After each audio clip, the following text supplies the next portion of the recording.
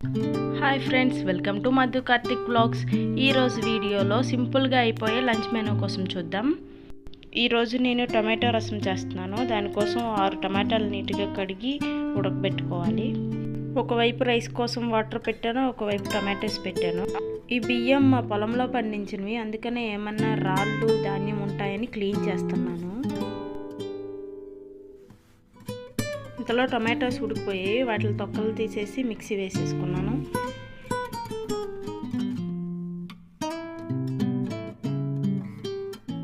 ఇంతలో బియ్యం కోసం పెట్టిన నీళ్ళు మరిగిపోయాయి. ఒకసారి బియ్యాన్ని నీట్గా కడుక్కొని ఎసర్లో వేసేసుకున్నాను.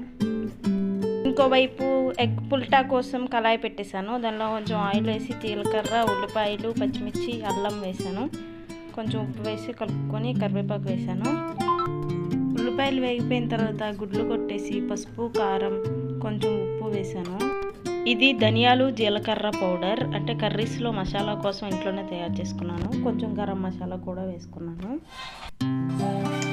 ఇంతలో అన్నం ఉడికిపోయింది. అన్నం వార్చేసి టమాటో రసం స్టార్ట్ చేశాను. స్టవ్ ఆన్ చేసుకొని ఆ మిక్సీ పట్టుకున్న టమాటో జ్యూస్ మొత్తం అందులో వేసుకొని సరిపడా ఉప్పు, పసుపు, కారం, ధనియాల పౌడర్ వేసుకున్నాను.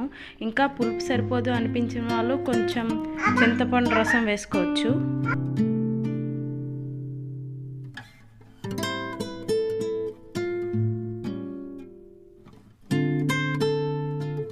బాగా మరిగిపోయింది. పోపు పెట్టేస్తున్నాను.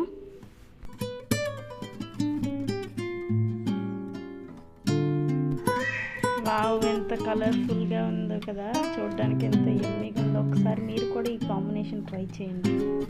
Please subscribe my channel for more videos.